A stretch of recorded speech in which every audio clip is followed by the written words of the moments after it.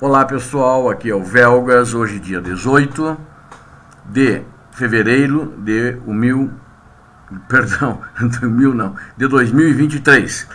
Vamos falar aqui sobre o capital humano da Rússia, que está tendo perdas grandes com essa guerra que eles mesmos provocaram na Ucrânia. Essa guerra típica de um terrorista como o ditador que governa a Rússia. É uma segunda guerra silenciosa da Rússia contra seu próprio capital humano. Um dos principais problemas sociopolíticos da sociedade russa é que esses líderes estão decidindo contra a sociedade, em que as pessoas mais jovens, inclusive, vão viver e depois morrerão já com bem mais idade.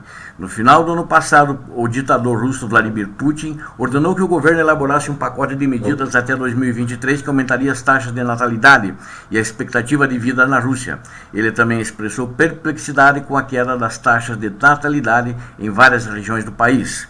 No entanto, apenas alguns dias depois, o ministro da Defesa, Sergei Shoigu, propôs mudar a idade em que os homens russos são recrutados para o serviço militar obrigatório, de 18 para 21 anos, e aumentar o limite máximo de idade para o recrutamento de 27 para 30. Isso significaria que os jovens seriam convocados depois de obter seus diplomas universitários, e especialistas treinados seriam retirados do mercado de trabalho para ter suas habilidades anuladas para o serviço militar. Peço a vocês, inscrevam-se no canal, deem seu like e compartilhem com as suas redes sociais.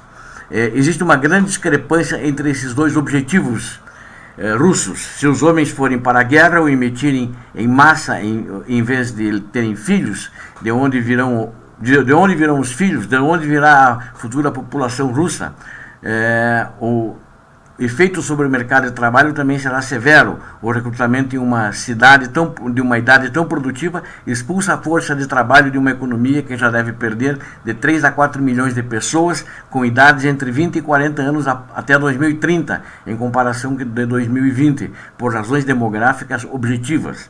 A população trabalhadora também está perdendo aqueles que já deixaram ou deixarão o país em resposta à intensa militarização da vida, para não mencionar aqueles que são mobilizados, que são mortos ou mutilados em combate, se a chamada operação especial continuar. Aliás, um número muito grande de russos já está morrendo nessa guerra, e morreu e muito mais vão morrer, que essa guerra é longa e deverá ir durante 2023, talvez até 2024.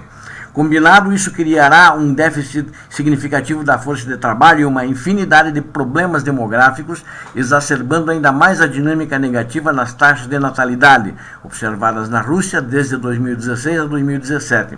A diminuição da população em idade ativa se tornará crônica, e a preservação do povo de que Putin falou por muitos anos não será alcançada. Algumas das razões objetivas para os problemas demográficos da Rússia refletem a dinâmica histórica. O número de mulheres em idade fértil está caindo, e a idade média em que as mulheres estão tendo filhos está aumentando constantemente em populações modernizadas, urbanas e bem educadas. Há também fatores de curto e médio prazo que também podem ter consequências a longo prazo. A pandemia do Covid-19 e a operação militar especial criaram um cenário de extrema incerteza sobre o futuro da população russa e da própria Rússia, em consequência. Isso decidindo não ter filhos ou adiar o início de uma família ou ter outro filho até tempos mais estáveis psicológica e financeiramente. Nem a militarização da vida na Rússia encoraja as pessoas a aumentar suas famílias, exceto para aqueles que consideram seu dever abastecer a pátria com buchas de canhão para futuras guerras, que é o que está acontecendo na Ucrânia. Os 300 mil mobilizados foram buchas de canhão. Um ano de serviço militar para os 300 mil homens mobilizados para o exército em setembro do ano passado significará milhares de mortes e nascimentos a menos, estima Mikhail Denisenko, diretor do Instituto de Demografia da Escola Superior de Economia Russa. Esse não é um número enorme, mas pode aumentar significativamente como resultado da imigração, do declínio a longo prazo nas taxas de natalidade e de potencial expansão da idade de mobilização. Vejam vocês que eu já comentei isso em vídeos anteriores, que mais de 1 milhão de jovens em idade mobilizável fugiram da Rússia quando foi iniciada a mobilização. Os legisladores russos também estão se mobilizando para aumentar a taxa de natalidade, preocupados com a redução da produção de futuros soldados para seu império imaginário e sanguinário. Os legisladores, apoiados pelo clero, inclusive, estão considerando uma proibição parcial do aborto, porque lá o aborto é permitido em 100%. No entanto, a Rússia completou principalmente a terceira transição demográfica, quando a maioria da população ganha a capacidade de recuperar as taxas de natalidade. Os abortos não são mais difundidos no país, apesar de serem legais. Estamos vendo um fenômeno que a Rússia enfrentou muitas vezes, onda após onda de guerras e repressão que drenam recursos humanos russos. A melhor maneira de promover taxas de natalidade mais altas é criar condições para uma vida estável, previsível, pacífica e segura, inclusive para os jovens, a salvo das garras dos militares. Lamentavelmente isso não vai acontecer, porque vão continuar nas garras dos militares, enquanto o sanguinário ditador Putin e sua gangue do Kremlin continuar no poder. Até 2022, a Rússia era considerada uma economia de mercado com rendimentos de nível médio, embora esses rendimentos não fossem distribuídos uniformemente, o que alimentou uma tendência que preocupa os especialistas em economia da educação. Os jovens cujas famílias não podem dar-se ao luxo de os colocar na faculdade começaram a rejeitar o ensino superior em favor da formação profissional secundária, que lhes permite entrar no mercado de trabalho mais cedo e poder com isso ter uma renda. A proposta de mudar a idade de recrutamento para 21 anos, que provavelmente aprovada pelo Kremlin, será um golpe duplo para o mercado de trabalho e a economia.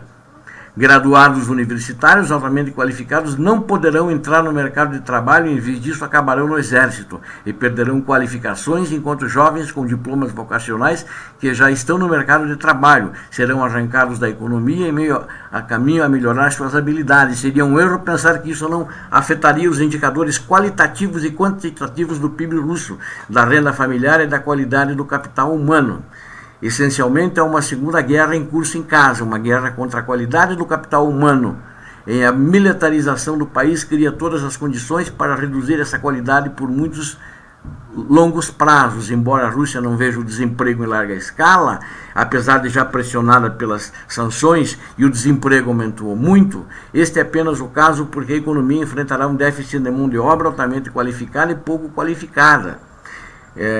Existe já desemprego, né? As estatísticas estão maquiadas pelo governo russo justamente pelas sanções de empresas que fecharam e foram embora da Rússia, mas a Rússia não admite isso. Putin diz que é tudo mentira. Putin encorajou as forças armadas a não terem vergonha de solicitar mais financiamento, e isso também afeta a qualidade do capital humano. Gastos com as forças armadas de segurança russas são gastos improdutivos, o que significa que não melhora a qualidade de vida. É anti-humano em todos os sentidos. Enquanto isso, a proporção dos gastos produtivos, acima de tudo, educação e saúde, está estagnada. Na melhor das hipóteses, não pode competir com os gastos improdutivos que têm prioridade para um Estado militar policial, que é o que a Rússia é. Além disso, é difícil avaliar a escala real dos gastos com as Forças Armadas e a defesa, incluindo a defesa do Estado e de seus próprios cidadãos, porque o mais importante também, além da guerra externa, é a defesa da gangue do Kremlin e todos aqueles que estão no poder em volta deles para defender-se dos seus próprios cidadãos e manterem a perpetuidade no poder. Cerca de 23% dos gastos no orçamento de 2023 são classificados assim. Outra tendência, de acordo com Tatiana Kliashko, diretora do Centro de Economia e de Educação Continuada da Academia Presidencial Russa de Economia Nacional e Administração Pública, é um nome grande para essa entidade em que essa Tatiana é diretora, é que o número médio de anos de educação da população empregada na Rússia está estagnado na melhor das hipóteses e caindo em alguns aspectos. Isso também reflete o fato de que os jovens querem entrar rapidamente no mercado de trabalho e começar a ganhar dinheiro. O valor de uma boa educação na Rússia está em declínio, não vale nada, graças ao sanguinário ditador e sua gangue do Kremlin. Para o Estado de hoje, vejam bem, montar e desmontar rapidamente um fuzil Kalashnikov é uma habilidade mais importante do que estudar na universidade. Regimes autoritários querem se livrar de uma educação de alta qualidade e globalmente competitiva, que é o caso da Rússia hoje. A operação militar especial, que é uma guerra contra a Ucrânia, na realidade, apenas acelerou os expurgos políticos nos estabelecimentos de ensino russo. Ainda não descobrimos quantos jovens com diplomas em ciência e tecnologia deixaram a Rússia, dentro daquele mais de 1 milhão que já saíram da Rússia, inclusive devido ao medo de serem perseguidos por espiões russos ou traição se trabalharem em inovações secretas. No entanto, mesmo o Estado míope notou que o número de estudantes do ensino médio que planejam fazer o exame estadual unificado em física e ciência de informação caiu. Uma educação moderna e de alta qualidade produz pessoas modernas e pensantes, e as pessoas pensantes não estão preparadas para lutar por falsos ideais impostos pelo ditador Vladimir Putin. Indivíduos educados são indivíduos independentes, inclusive economicamente. Um Estado militarizado não precisa de pessoas independentes, precisa de pessoas que obedeçam diligentemente às ordens. É isso que Putin quer. Ele quer uma turma que obedeça e não pense.